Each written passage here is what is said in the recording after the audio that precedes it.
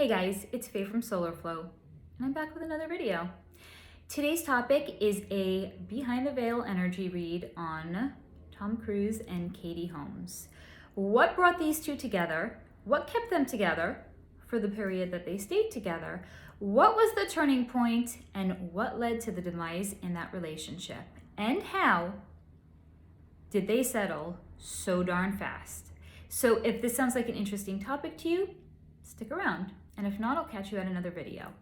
So first and foremost, before we get into this, because this actually came up as a question recently, and it's definitely like worth explaining, which is, as an energy reader, if I can attach to the energy of celebrities or the energy of people that I've crossed over, I also obviously have, aside from the work that I do on YouTube, I have my own energy reading business where I work with clients.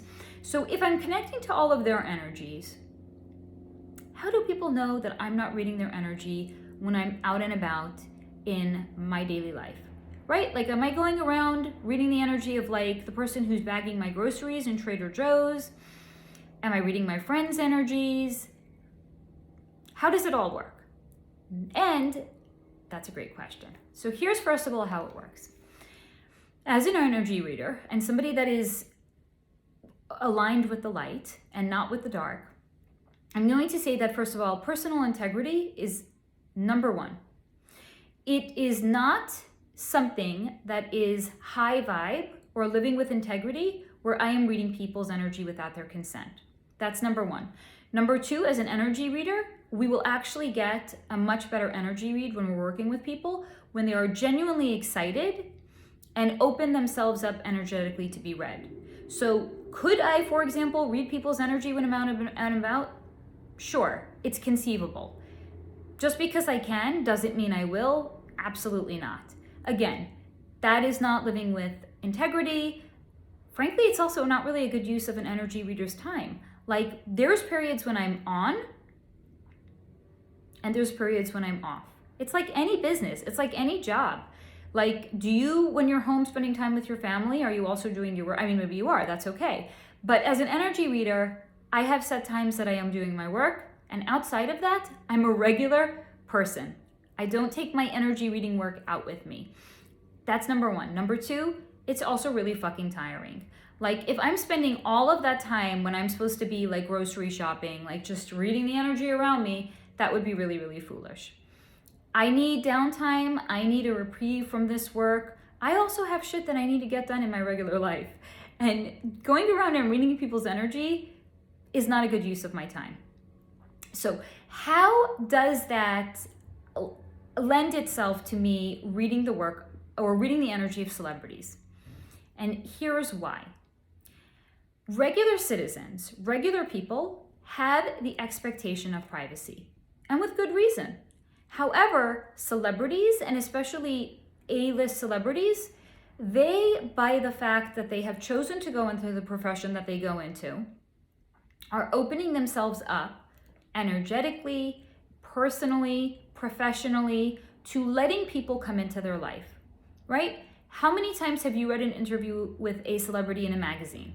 That is them opening their life up for the person that's interviewing them, or they're opening themselves up to the readers. There was a big trend a few years ago where a lot of celebrities were opening their homes up, not just to like MTV Cribs, but they were opening their homes up to magazines. Come see how so-and-so lives, come look at my nursery, whatever it is. So they are relinquishing a certain amount of the expectation of privacy that they have, right? Because if somebody didn't want to be in this line of work, they could have gotten a regular job, or they could have done like local plays. They didn't have to decide to come into the sphere of public stardom. So they're already relinquishing that control. They're already relinquishing the expectation of privacy. So anything that I talk about is anything that is, first of all, especially when it comes to Tom and Katie, very much is about their anything that was in the media. I'm not talking about Katie Holmes' life right now, and I'm not talking about Tom Cruise's life right now. And I'm not even going to talk so much about their life when they were children. It's more about this humongous public spectacle that was Tomcat, the period that they were together. That's what this video is about, and that's what we're going to be focusing on. However, to that end, I'm going to spend a little bit of time talking about Tom Cruise, a little bit of time talking about Katie Holmes, and then bringing them together, okay? So, Tom Cruise. I feel like Hollywood as a whole is the kind of industry where if someone was maybe prone to narcissistic qualities or narcissistic tendencies, or maybe had some narcissistic traits, would be more prone to want to go into Hollywood than someone who doesn't have those narcissistic traits. First of all, it's taking one mask, swapping it for another one. You're getting tons of residual benefits. You're getting tons of attention and accolade and money and attention. So it's very, very gratifying for somebody that has some narcissistic qualities. Now, we're going to take somebody that might have some narcissistic qualities, and then we're going to amplify it, because we're also now going to introduce the element of Scientology. And that is what created a Tom Cruise. He had some narcissistic qualities, did not at all see that he was a narcissist, okay? But he had narcissistic qualities. Then, in becoming a Scientologist, when his career was very much on the rise, now he became Scientology's whale. And for anyone who's not sure what a whale is, that is a term that they use in Las Vegas, where the casinos, if they land a whale, they will go above and beyond and out of their way to keep their whale happy. A whale is a high spender.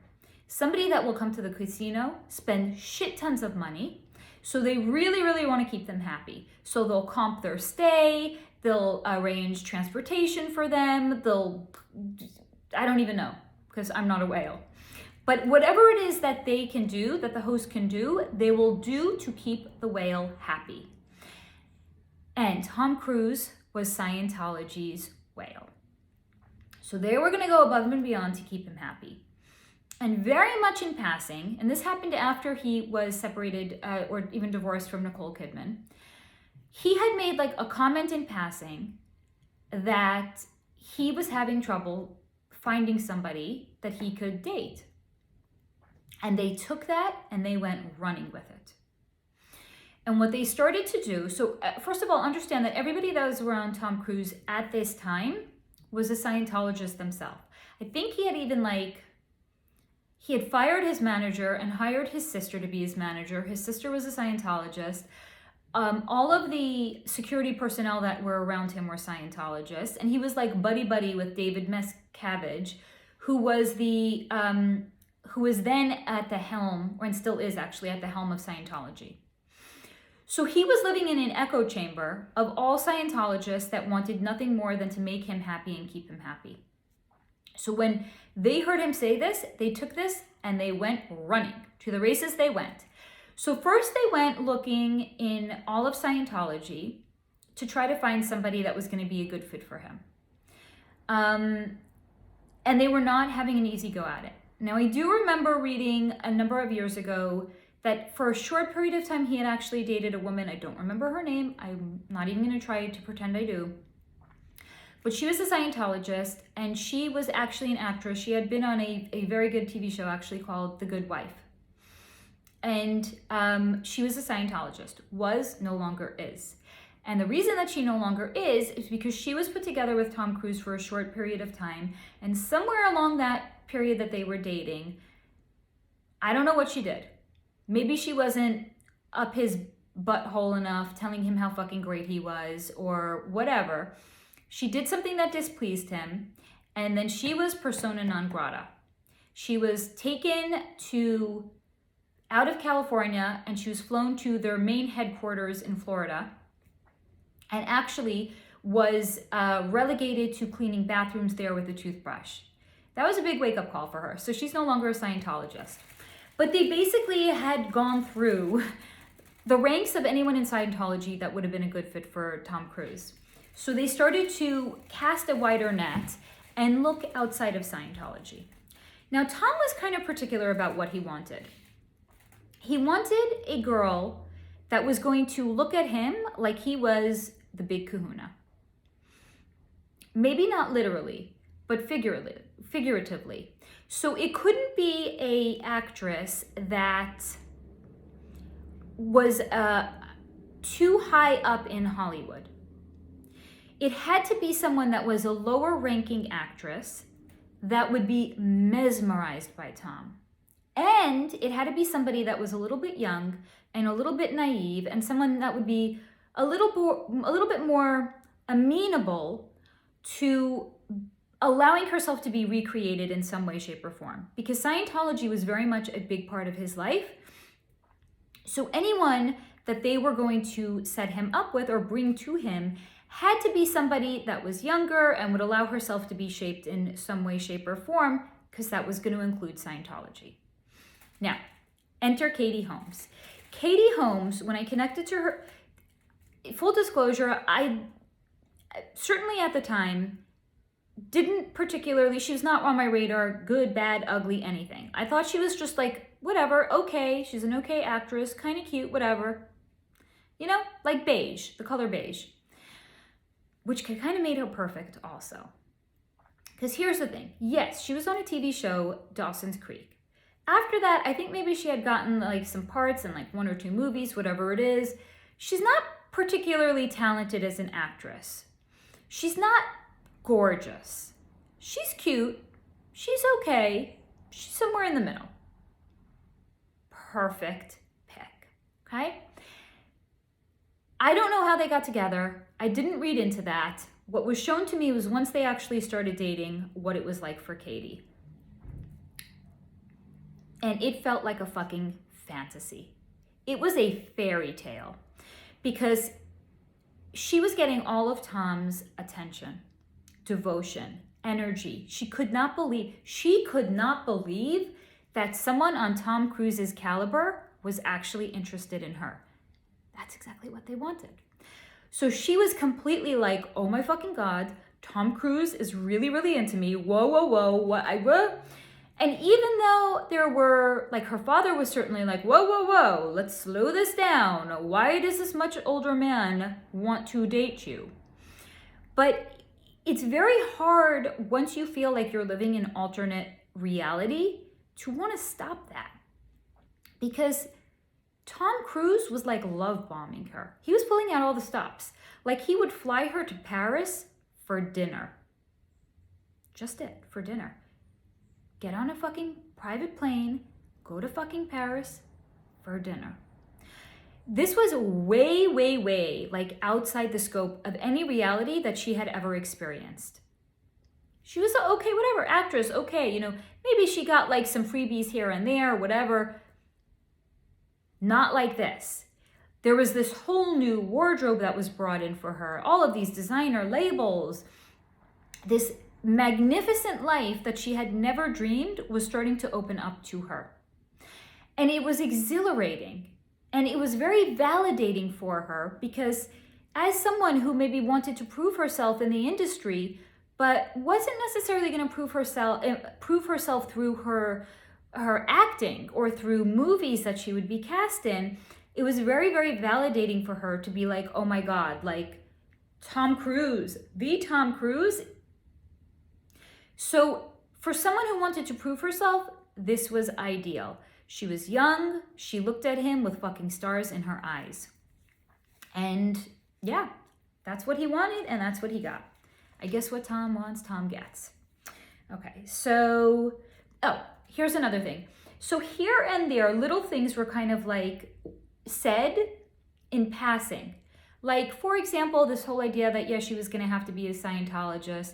It was kind of said like it's no big deal. It was said in passing. And also, compared to the other lavish, over-the-top ways in which she was now starting to experience life, it seemed like a very small trade-off. So she was down with that. Now, here's something also that was interesting about it, which she was starting to also realize that everybody that was around Tom Cruise, and then by default, everybody that was around her as well was a Scientologist.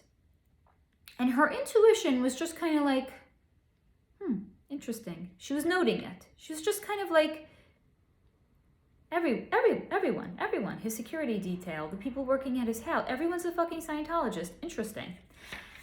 And then she started to get audited. And now this was a new layer of information to her where her spidey senses were going off and telling her, I better watch myself. And somewhere also around the same time, it was shown to me that she started to realize that when she was talking on the phone, everyone around her would get really, really quiet, even if they were in a different room. So let's say, you're in one room, people are in another room, you can kind of hear them chatting. She would notice when she was talking on the phone, it would suddenly get really quiet. She started to get the sense that people were listening to her conversations. Then she also started to get the sense that maybe she was being monitored. Maybe her phone calls, maybe her text messages, maybe her emails. So she made a concerted effort to keep all communication going out and coming in, to keep it very, very light and very, very fluffy, to make it like there was absolutely nothing wrong. Everything is great. Her relationship is great. Scientology is great. Everything is fucking great. But when she was being audited, and I don't know a lot about auditing, but I'll talk a little bit about my understanding of it. When she was being audited, she had enough sense to hold back and not be so open and not be so porous so as to say anything that later on could be used against her. So she very much made this concerted effort to be as beige and as neutral as she could possibly be. So she always kind of held part of herself back. That's a way of looking at it. She never completely surrendered herself to Scientology or to the process of auditing. Because this is, again, this is just going off of what I remember reading in Leah Remini's book many, many years ago. She wrote a book about her experience being in Scientology and leaving Scientology. So this is really just going off of what I had read then, which was probably in like 2017 maybe. But I think my understanding of what auditing is where you're attached to a machine called an e-meter, and the e-meter will go off at certain things that you say, and it's like, oh, this is something notable. Let's dive in deeper to this. Let's really explore the dark cavities of this person's soul and why this is a triggering topic for them. And the person that is auditing you is obviously, or maybe it's not obviously, but the person that's auditing you is also a Scientologist. And there's somebody that is ranked higher than you. And they are somebody that is, I guess, like certified in doing these auditing sessions. But these auditing sessions, think about it, it's kind of like a therapy session, like one part therapy session, one part fishing expedition. Because who knows, maybe at some point that person's going to want to leave Scientology and you need to have some goodies in your file on them that would keep them firmly planted in Scientology. Especially if it's somebody like a Katie Holmes, right? So she had enough sense about her not to reveal, not to say, but to really keep her wits about her and to restrict and limit what she was sharing in these sessions. And then also if the e-meter would go off and they would really like want to go deeper and they would press it and they would be like, ooh, what's here? Let's go. She would be like, no, nothing else is coming up. There's no other layer to examine. Like, I feel like we really got to the root of the problem. And they'd be like, no, there's more. The e-meter says so. And she would say, I feel like I'm really going to have to sleep on it. I'm going to have to think about it. So she's very good at kind of like deflecting and keeping her private life private. Okay? Now, so she was very much monitoring herself. And so whereas before her life felt like a fairy tale and it was exhilarating and there was this rush, it was now starting to feel like she was strapped into a roller coaster and she could not get off. So it was starting to feel a little overwhelming, and it was starting to feel like she was losing control of herself and like she was starting to lose elements of her own self-identity, right? Because she had to edit herself. She had to hold herself back. So she was losing parts of herself in this process. And then she got pregnant. Now, actually, what was shown to me was the period from when she got pregnant to after the wedding was a real honeymoon period. There was a real uptick in the positivity in the relationship. So she may have had doubts before, but once she found out that she was pregnant, a lot of those doubts started to fall away because of the way that she was treated. So if before she was being love bombed and she was given all of these amazing things and shown the kind of life that she could have, here, what was going on was she was being nurtured. Tom was loving the fucking daylights out of her. He was making the home as comfortable as he could for her. He was loving, genuinely, not love bombing her. He was genuinely loving her, caring about her. She was getting like so much positive love and support. And it just felt like there was this real big uptick. There was a big uptick in their relationship, and an uptick where she felt like she was actually starting to relax just even a little bit. So like, whereas the doubts that she may have had before seemed like a distant memory. And she was also very much, when she found out she was pregnant, she really very much wanted to make it work.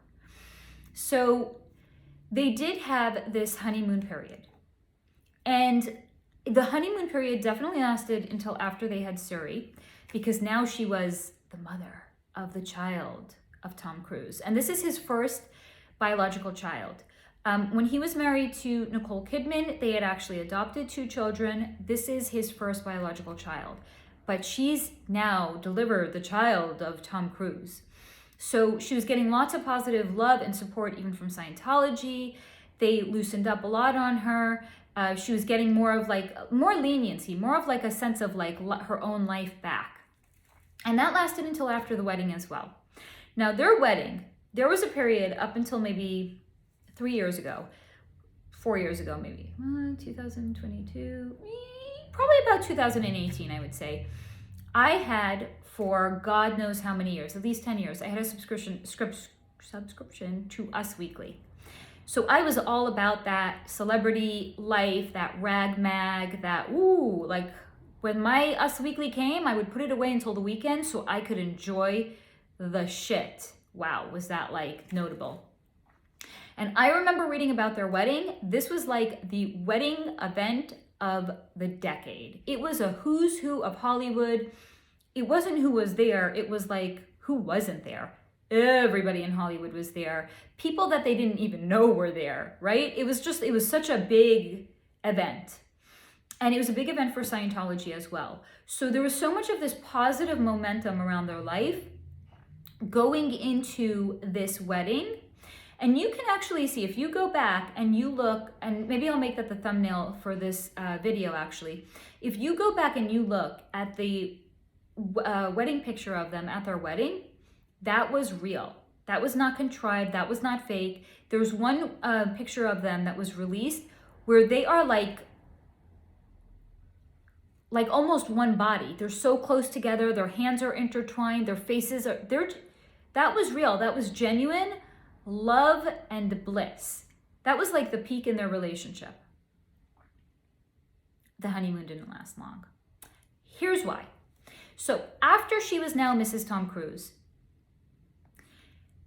her whole life started to change. So if before she felt like parts of herself were starting to get freezed out, now it felt like any part of who she was paralyzed. First, Tom insisted that she no longer go by Katie, she go by Kate.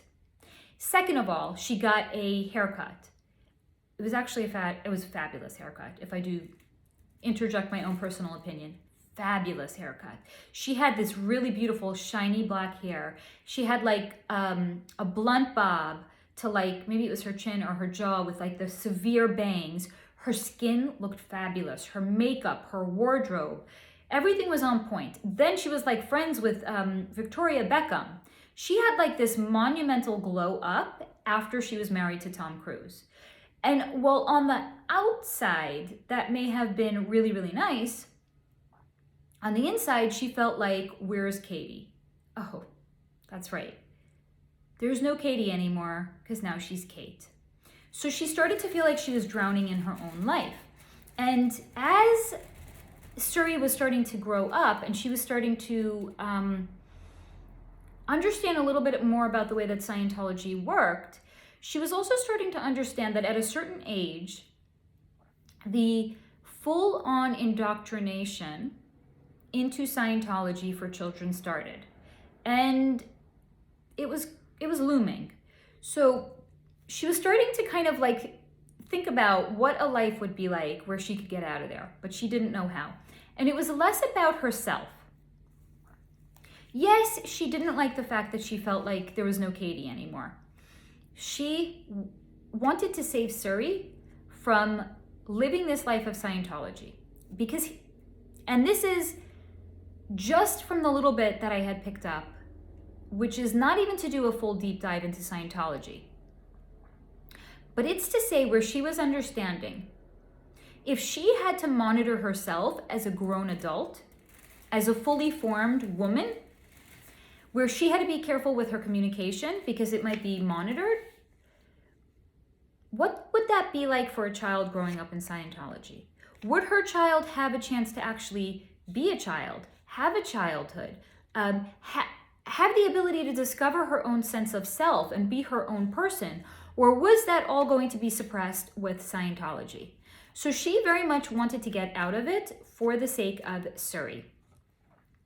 Now, to that end, whereas before, look at it that she was withholding any negative conversation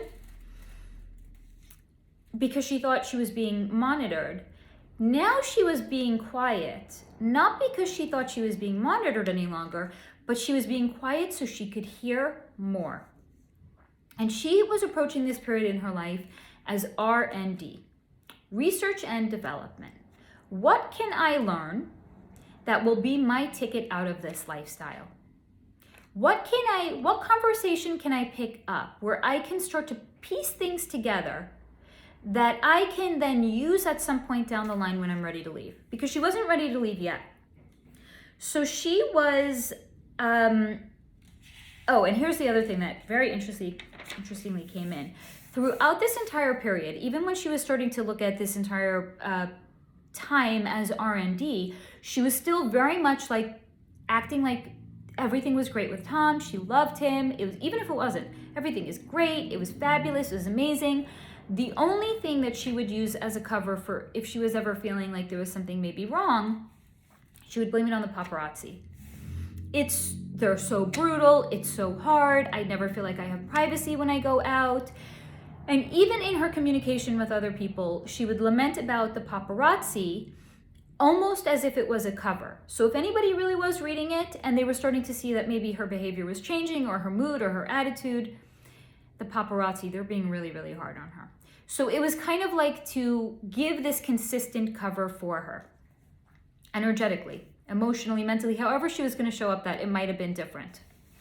Okay, so she was mentally filing everything away in her own mind. Any conversation that she heard, anything she saw, anything she even thought, she was starting to put it all away.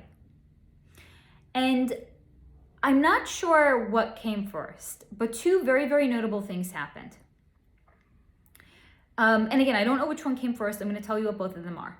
So the first one is she got herself a burner phone. Or she needed some sort of a phone that was not a phone that was associated in any way, shape, or form that she thought might have been monitored or tracked. So she had to get a completely new, brand new phone that no one in Scientology even knew about. The second thing is she made a point of firing as many of the people around her as she could that were Scientologists. So maybe, for example, the entire staff in the house was still Scientologists, but maybe her assistant didn't have to be. She would fire her assistant. She would fire her wardrobe people or her personal security guards. Whoever was around her that was a Scientologist that she herself could fire, she fired. And that gave her a greater sense of autonomy because now suddenly she wasn't so paranoid. She knew, even if she wasn't using the burner phone, she knew she had it and it was a lifeline. And she was still being very careful with her communication on her other phone And she was not doing anything out of the ordinary that was particularly crazy. She was not like raising any red flags like Katie's gonna make a run. No. She just let as many as she could go around her that it would just look like she wanted a change or whatever it was. And then it was, I'm going to get somebody new. I'm going to, I want to take time to really review the applicants, whatever it is. So she was starting to do the research that she would need to get out of there. Now, she also, after doing this for a number of months, started to realize she was going to need more than bits and bobs and little conversations that she was pulling together. She knew she was going to need physical evidence. And I saw her trying to think of different ways in which she could get into his office. So he had like a home office or something like that. I can even tell you, I saw the way it looked, the layout and everything. But she was very much thinking how could she get into that office for even 5-minute periods at a time where she could start to go through different things and rifle through and see what she could find. So it might be where she would say, the baby's napping, I'm going to take a nap now too. And then when she was supposedly taking a nap, she would sneak down to his office and she would start rifling through papers. Again, she wasn't there for a long period of time. I actually saw her going there for maybe a number of weeks until she started to actually find things. Not consistently. Whenever she had the opportunity to go, she would go with her burner phone down there until she was starting to find things. And she was starting to find, it was a comment, now I don't even know what it was. It wasn't that clear, but there was definitely combinations of photographs as well as documents. And she was taking pictures on her burner phone with it and sending it off to her father. And here's the beauty of it. Because once it was in her father's hands, email, whatever it is, it's considered attorney-client privileged information. So smart girl. She was getting everything that she could in little bits and pieces until she felt you know what, I got the smoking gun. And even then she would keep going whenever she could. And I felt like the adrenaline, the anxiety that she was feeling every time she went down there to make sure I got to get it in there as quick as I can. And I got to do it without being caught. There was a lot of adrenaline involved with this for her, but she was committed. Now, she was, again, keeping up this facade that everything was A-okay. She loved Tom. It was one giant, great, fucking big fairy tale. Until he left for filming. And I think it was one of the, what's the name of that movie? The I think it was one of the Mission Impossible movies. I don't know, actually. But he went away for filming. And as soon as he went away, she got herself together and she collected as much as she could because she didn't know if she could ever go back there or if her stuff would be sent to her. So anything that was really, really important to her or anything that was really had sentimental value, whatever it is, she gathered it up for herself and for Suri. They jetted the fuck out of California. And she wanted to put as much much distance as she could between herself and the estate, even though Tom wasn't there, the energy of the place, and even Scientology, because there's big headquarters here in California for Scientology. So she wanted to just put as much distance as she could between herself and them. And once she got to New York, and she was now in what felt like a safer place for her, and when she was under maybe the protection of her family now, she called up Tom and she said, I don't know what she said, but she said she was done. I'm done. I'm out of here. Goodbye. And there was nothing he could do about it because he was away on filming. And he was gutted. He was devastated. He did not see it coming. She really did blindside him. And that is because she kept up this facade of really, really loving him the entire time, that he wouldn't be suspicious on any level. So first, yes, he was blindsided. There was a lot of begging, pleading, telling her how much he loved her, and whatever she wanted, he would do it for her. He would, whatever it was, it didn't matter. No cost, big or small, whatever the routine was. She stayed resolute. Then came a phone call from David Miscavige. the head of Scientology. And he was also at first initially very nice and kind. You don't understand how much Tom loves you. He'll do anything for you. Don't do this. She stayed resolute. And then the threats started to come. So how quickly it turned from promising undying love to threatening her. We know about you. We will exploit everything about you. We will tell everything about you. We can do it. We can make you look bat fucking shit crazy. But smart girl that she was, she knew what she had. And she got on the phone with Tom after the threats started coming. And she said to him, Tom, I have photographs. And he knew exactly what she meant. And what was shown to me was when she said, I have photographs, the other line was dead silent. Because he knew what she had. And he knew in that moment, he had to give her whatever she wanted. That's how Katie got out. And that is also how they had a divorce wrapped up in a record-breaking amount of time. With a lot of, not even celebrities, regular people, but especially celebrities when there's a lot of money on the line, these things can get contentious and ugly and drag out. Not this one. I think this entire divorce was wrapped up in 10 days. Just to show you how eager Tom and Scientology were to set her free, because that's what she wanted. Send us your bottom line, we'll send you on your merry way. And her father, I don't know if, maybe it's a conflict of interest. I don't know if the father could actually represent her, but his firm represented her. And of course they were gonna go out of their way because it's his daughter. But they really, both sides were very keen to get this wrapped up as quickly as they possibly could and to get them separated and to get them both on their merry fucking way. Let Tom go off and lick his wounds. Let her extricate herself and start over. And let her live her life. Now, very, very interesting about her as well, again, being the smart girl that she is, she has never actually even spoken out against Tom, Scientology, the divorce, or David Miscavige. And the reason for that is, and again, going back to what I had read a number of years ago, if somebody speaks out against Scientology, they're considered an SP, a suppressive person. And when someone declares themselves to be, through their actions, to be an SP, like right now, Leah Remini is like SP number one, because she is, you know, she's talking about it, she's outing it, she's calling it a cult, she did a documentary on it, she does shows on it, she tries to help people get out of it. So she is like, you know, SP number one, persona non grata.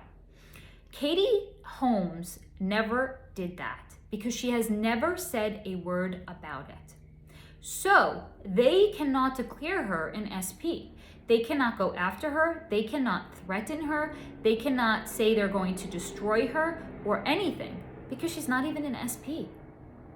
And being the mother of his child has also afforded her a certain level of security and protection because she is Surrey's primary caregiver.